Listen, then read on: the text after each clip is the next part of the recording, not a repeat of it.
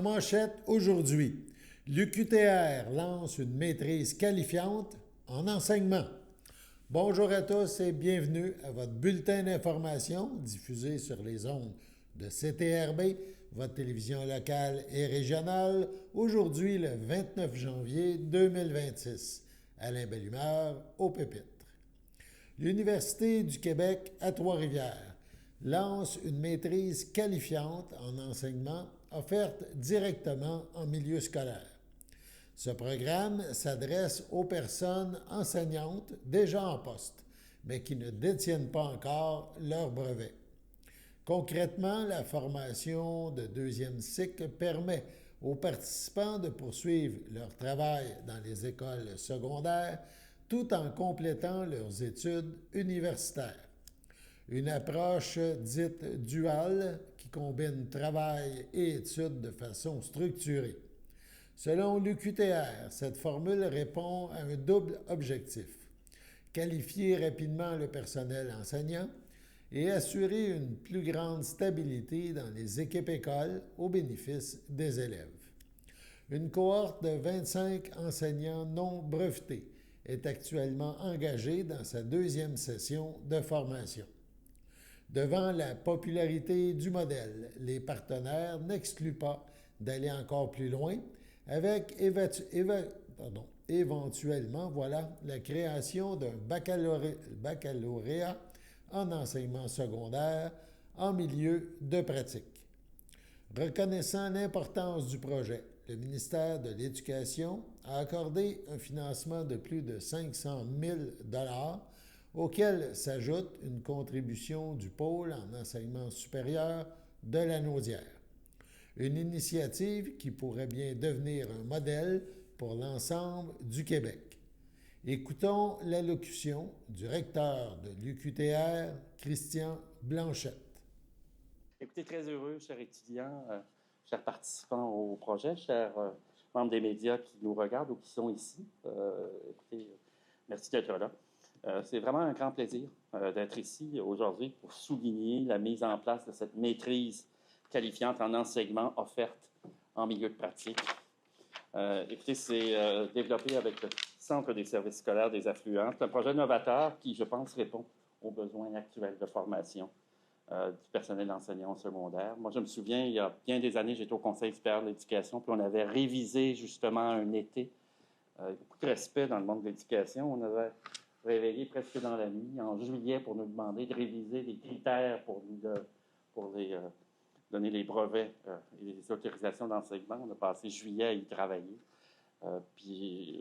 Ça m'a bien conscientisé sur les besoins que les enseignants que vous avez de formation, puis de pouvoir compléter pendant que vous travaillez ce genre de projet, de programme qui vous permettent d'être parfaitement qualifié, même si vous développez des compétences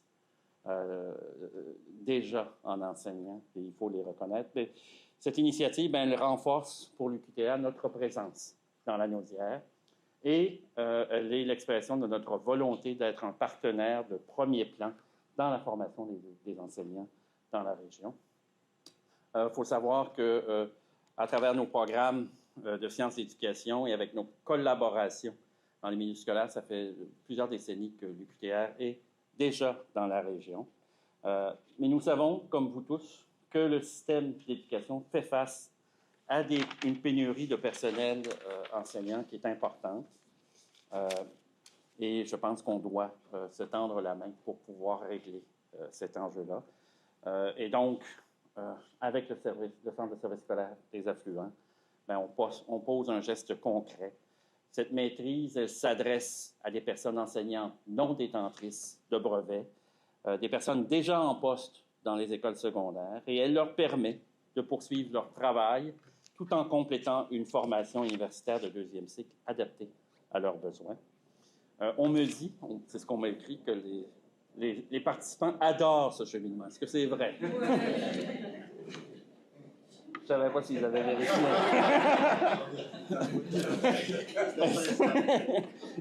Quelquefois, on nous fait dire des choses. Et ensuite, les journalistes nous demandent de les valider. Écoutez, ce programme-là, il vous permet vraiment de développer des compétences professionnelles inspiré de la réalité du terrain, puis assure une stabilité dans les équipes écoles. Et tout ça, ça favorise le succès des étudiants. Cette maîtrise, oui, ça facilite l'accès aux études universitaires, mais elle s'inscrit également dans une vision plus large, le développement d'un projet d'école secondaire universitaire dans la région. Depuis déjà 12 ans, le modèle d'école universitaire a été mis en place par l'UQTR, justement avec le Centre des services scolaires des affluents. On a développé il y a 12 ans une école primaire universitaire. C'est un modèle riche, à la fois où la formation, la recherche et la pratique s'alimentent mutuellement.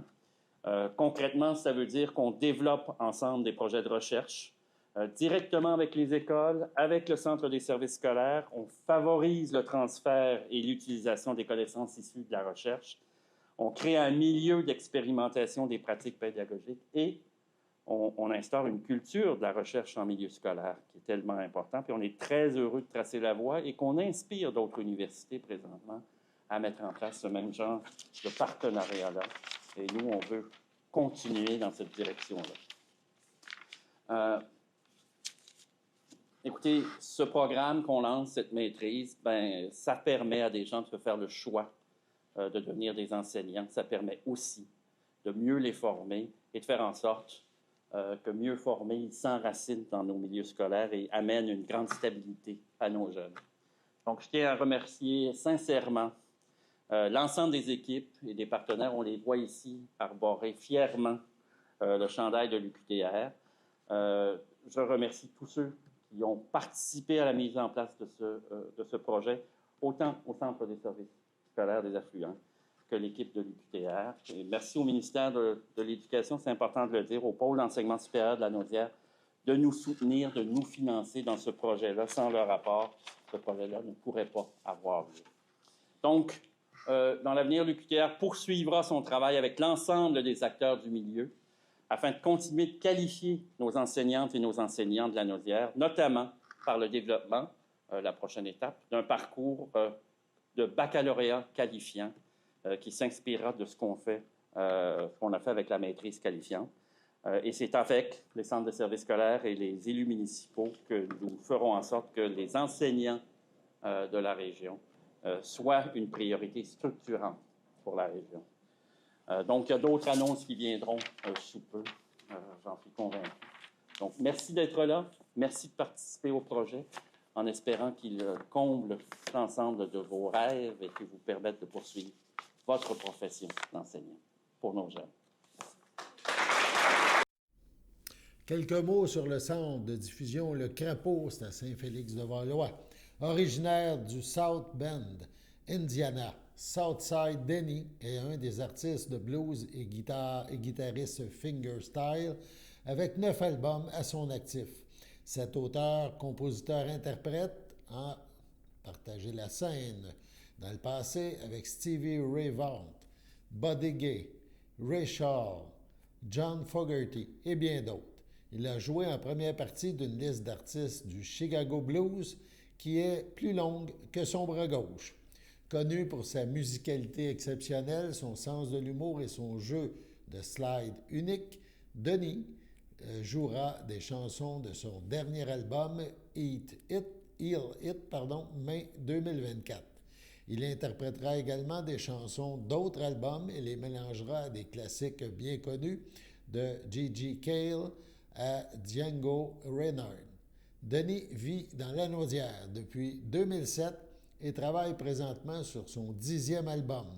Il sera donc au Crapaud, rue principale Saint-Félix-de-Valois, ce vendredi 30 janvier à compter de 20h. On écoute un extrait de son spectacle. You want to hear it? Yeah. Okay, just checking.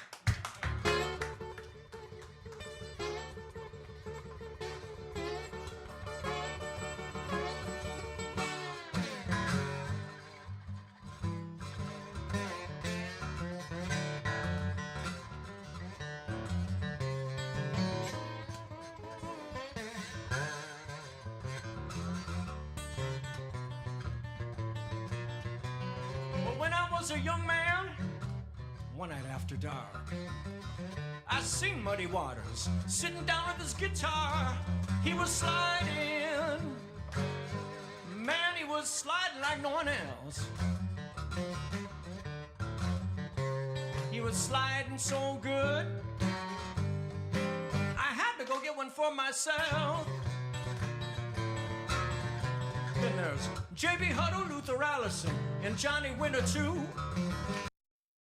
Votre station de télévision de Berthierville vous invite cordialement à son bingo hebdomadaire télédiffusé tous les samedis matins dès 9h30. Depuis longtemps, les fans de CTRB se divisent le joyeux montant de 600 $ chaque semaine à cette joute de bingo. N'oublions pas non plus le super bingo mensuel d'une cagnotte de 2000 $ que vous pourriez vous partager chaque premier samedi du mois. Un moment de fébrilité qui pourrait devenir payant pour plusieurs d'entre vous. Pour vous procurer ces fameuses cartes de jeu, les dépositaires participants sont à Berthierville, le dépanneur Formule 1, la station-service Arnois sur le boulevard Gilles-Villeneuve, le marché IGA Extra Famille Mont-d'Or sur la rue Gabriel-Brissette, le marché Métro Boucher sur la rue Notre-Dame et la pharmacie Proxime sur la rue Frontenac. À Saint-Ignace de Loyola, le dépanneur Proxy sur la rue de la Traverse, la boucherie Aldo sur le rang Saint-Michel. C'est donc un rendez-vous hebdomadaire chaque samedi matin à 9h30 sur les ondes de CTRB, votre télévision locale et régionale, celle-ci toujours en haute définition. Toute l'équipe de CTRB vous remercie de votre fidélité et vous souhaite bonne chance.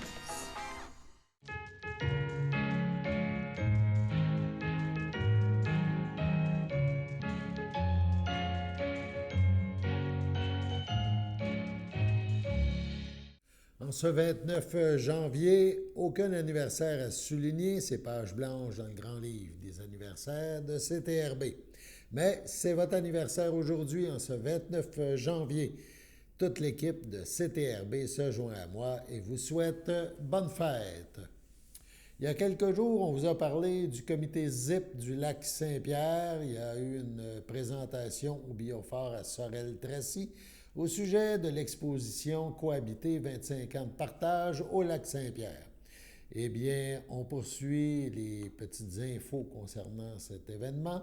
Le comité ZIP du lac Saint-Pierre, donc, a inauguré il y a quelques jours au Biophore à Sorel-Tracy cette exposition particulière présentée dans le cadre du 25e anniversaire de la désignation du lac Saint-Pierre comme région de biosphère de l'UNESCO. L'exposition met en lumière un quart de siècle d'engagement pour la protection et la mise en valeur de ce territoire unique. Cette fois, écoutons l'allocution du maire de Sorel-Tracy, Patrick Péloquin. Donc, chers amis du lac Saint-Pierre, alors, on est réunis aujourd'hui dans un lieu qui porte bien son nom, le Biophore. C'est un lieu où on observe, c'est un lieu où on comprend, c'est un lieu où on transmet. C'est un lieu où la science rencontre la mémoire, et c'est un lieu également où la nature rencontre l'humain. C'est beau, hein? Donc, c'est pas un hasard si cet endroit a été choisi pour le 25e anniversaire de la reconnaissance de la région de biosphère du lac Saint-Pierre par l'UNESCO. Alors, il y a 25 ans, le regard du monde s'est posé sur notre territoire. Et ce regard disait quelque chose de puissant. Il disait que le lac Saint-Pierre, c'est pas seulement un joyau naturel du Québec, mais c'est un patrimoine de l'humanité. Donc, c'est une région où l'on reconnaît que l'humain fait partie de l'écosystème. C'est une région où la protection de la biodiversité va de pair avec le développement des communautés. C'est une région qui devient un laboratoire vivant pour l'avenir. Donc, cette reconnaissance de l'UNESCO n'est pas arrivée par hasard. C'est le fruit d'un engagement profond, patient et collectif. Alors, on en est de fiers héritiers et je salue tous ceux qui étaient de la première démarche au départ. Ici, à Sorel-Tracy, nous savons ce que signifie vivre en confluence. Je plug le type d'exposition en même temps. C'est bien. On est aux confluences de deux rivières, aux confluences de l'histoire industrielle, mais également de la transition écologique. On est à la confluence des défis et des possibilités. Le lac Saint-Pierre, il n'est pas en marge de notre identité, il en est le cœur vivant. Il façonne notre paysage, il façonne notre économie, il façonne notre façon d'habiter le monde. Donc, la reconnaissance de l'UNESCO nous rappelle une vérité fondamentale, c'est que protéger la nature, ce n'est pas un frein au progrès. C'est une condition de progrès durable. Une région de biosphère, c'est pas un territoire qui est figé. C'est un territoire qui est en mouvement. C'est un territoire qui apprend. C'est un territoire qui innove. C'est un territoire qui ose faire autrement. Grâce au travail du comité ZIP, du lac Saint-Pierre et de l'ensemble des partenaires, le lac est devenu un espace de solution. C'est un espace d'expérimentation, mais c'est surtout un espace d'espoir. Aujourd'hui, on n'est pas seulement dans la reconnaissance du passé, il faut aussi être dans l'élan vers l'avenir. Car les 25 prochaines années nous interpellent déjà. Les changements climatiques s'intensifient. Je suis convaincu là, que mes collègues, maires, mairesses, là, on sait c'est quoi les impacts des changements climatiques. On est aux premières loges de ça. La pression sur les écosystèmes augmente. Et nos citoyennes et citoyens le disent clairement, ce qu'ils veulent, c'est des actions cohérentes, courageuses et durables. La bonne nouvelle, c'est que nous avons ici les bases solides pour y répondre. Nous avons une reconnaissance internationale, nous avons une expertise locale et nous avons des organisations, comme le comité ZIP du lac Saint-Pierre, capables de rassembler, de mobiliser, de transformer les intentions en actions concrètes. À ceux et celles qui se demandent si nos efforts comptent vraiment, je veux dire ceci. Oui. Ils comptent. Ils comptent ici, ils comptent au Québec et ils comptent à l'échelle du monde. Car chaque geste posé pour le lac Saint-Pierre est un geste posé pour l'avenir. Et chaque partenariat construit ici, j'entends bien votre appel, chaque partenariat construit ici devient une source d'inspiration ailleurs. Alors, au nom de la ville de Sorel-Tracy, je tiens à dire merci. Merci à ceux et celles qui ont porté la vision de la région de biosphère. Merci au comité ZIP du lac Saint-Pierre pour son leadership, sa persévérance et sa capacité à rassembler dans la durée. Merci à tous les partenaires qui, jour après jour, prennent soin de ce territoire exceptionnel. Votre travail protège bien plus qu'un écosystème, il protège une promesse. Continuons avec humilité, avec ambition et avec confiance, car lorsque nous prenons soin du lac Saint-Pierre, c'est de l'humanité dont nous prenons soin, et c'est ensemble que nous écrivons les 25 prochaines années de notre histoire. Merci beaucoup.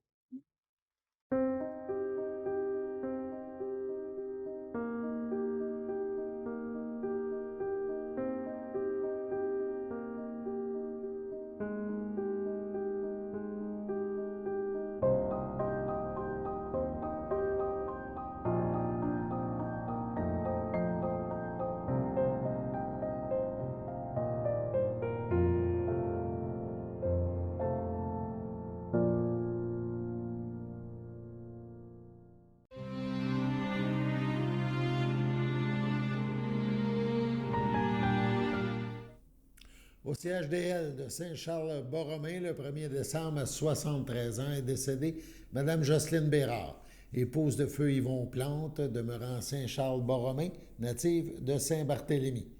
Elle laisse dans le deuil ses fils Jonathan Plante, Véronique Allard, Frédéric Plante, ses petits-enfants Alex-Anne, Marie-Maxime, Nathan, Mélisandre, Jacob et Étienne, ses frères, sa sœur, ses beaux-frères et belles-sœurs. Yvon Bérard, Denise Gauthier, Normand Bérard, Micheline Bérard, Feu Rénald Bérard, Christiane Rousseau, Claude Bérard, Jocelyne Ladouceur, Feu Pierrette Bérard, Feu Germain Rinfray, Pierrette Plante, Rodrigue Roy, André Plante, Feu André Roy, ainsi que plusieurs neveux, nièces, autres parents et amis. La famille vous accueillera samedi 31 janvier dès 13h au complexe funéraire Efterio, situé au 741 rue Notre-Dame à Berthierville. Suivra une liturgie à la chapelle du complexe à 15h30. Madame Jocelyne Bérard sera inhumée au cimetière de Saint-Barthélemy à une date ultérieure.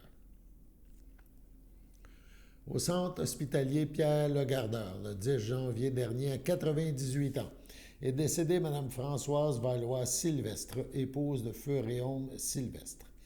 Il laisse dans le deuil ses enfants, Mario, Paul, France, Ninon, Alain, Esther, ses petits-enfants, Patrick, Audrey, Jean-François, Martine, Francis, Olivier, Andréane, ses arrière-petits-enfants, Luca, Abigail, Théo, Arthur, ses sœurs Gertrude, Suzanne et Rachel, ainsi que plusieurs autres parents et amis.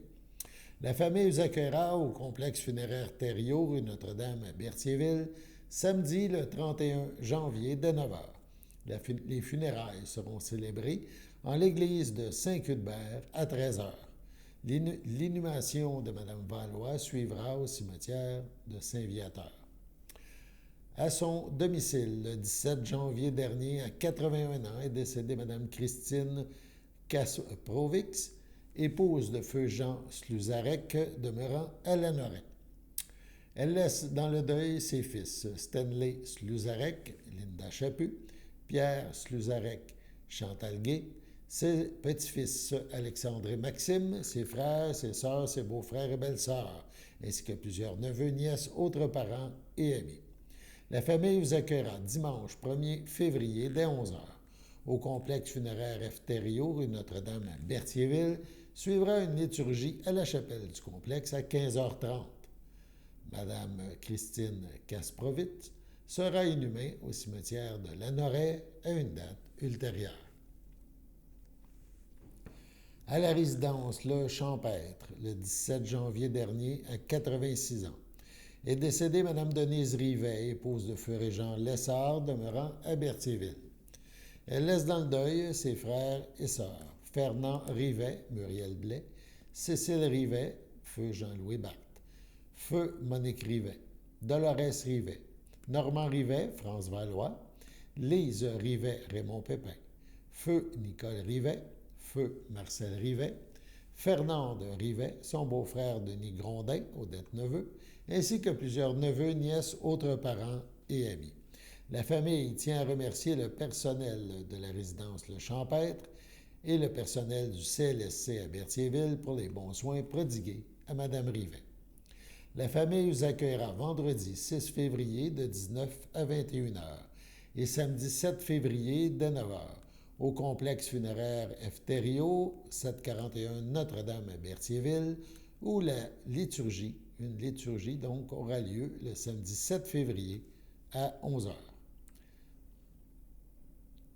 Les cendres de Mme Rivet seront déposées au cimetière de Saint-Ignace de Loyola à une date ultérieure. C'est avec tristesse que nous vous annonçons le décès de M. Paul-Étienne Latour, survenu le 22 décembre dernier au CHDL à Saint-Charles-Borromée, à l'âge de 86 ans. Il était l'époux de René Latour, demeurant à Saint-Ignace de Loyola.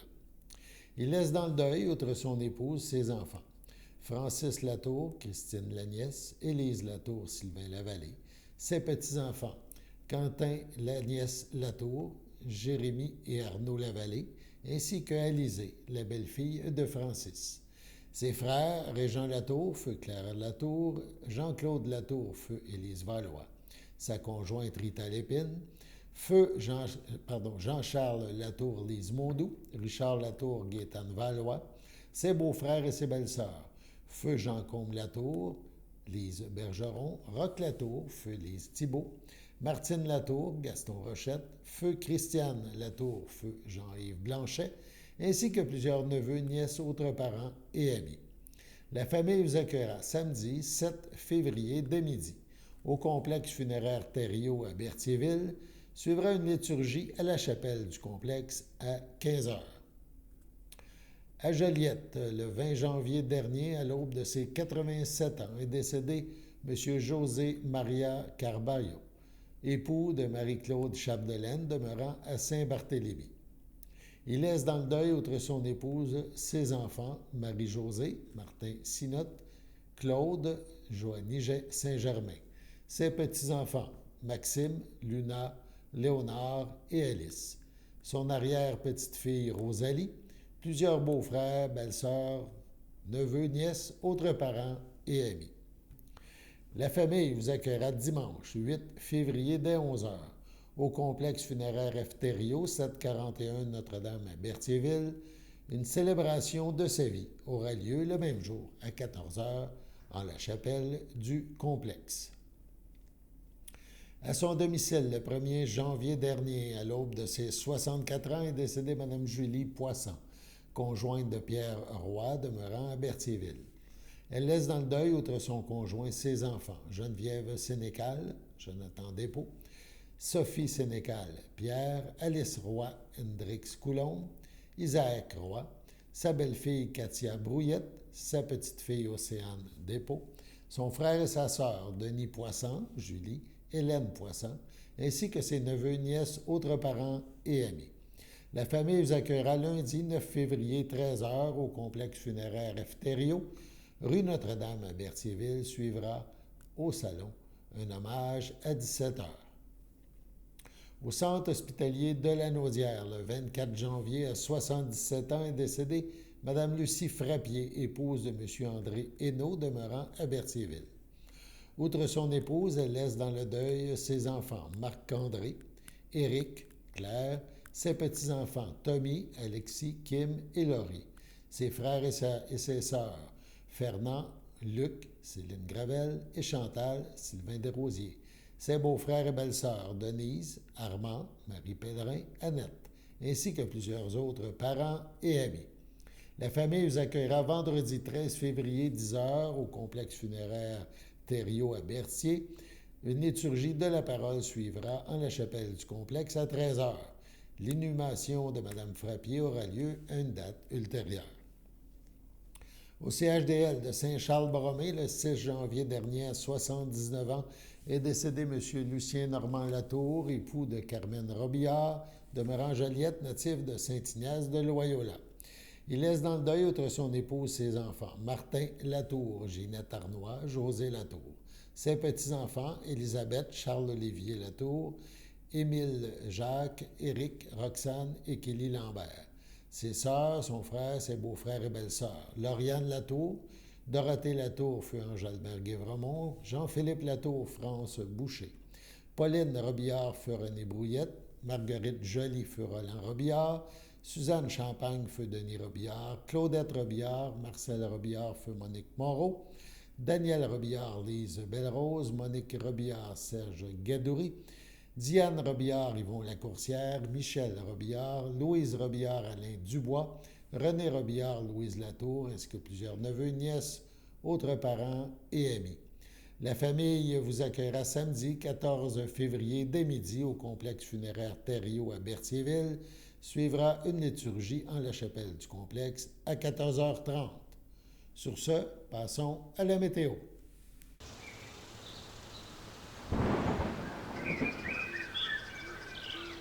Bienvenue à votre météo de cette semaine. Aujourd'hui, jeudi soir, ce sera un ciel variable, une température de moins 16, un temps ressenti de moins 24. Jeudi nuit, ce sera nuageux avec éclaircies, une température de moins 18, un temps ressenti de moins 27. Vendredi matin, ce sera nuageux avec éclaircies, une température de moins 17, un temps ressenti de moins 26. Vendredi après-midi, ce sera nuageux avec éclaircies, une température de moins 11, un temps ressenti de moins 18. Vendredi soir, ce sera un ciel variable, une température de moins 15, un temps ressenti de moins 23. Vendredi nuit, ce sera un ciel variable, une température de moins 21, un temps ressenti de moins 27. Et voilà, c'était tout pour votre météo.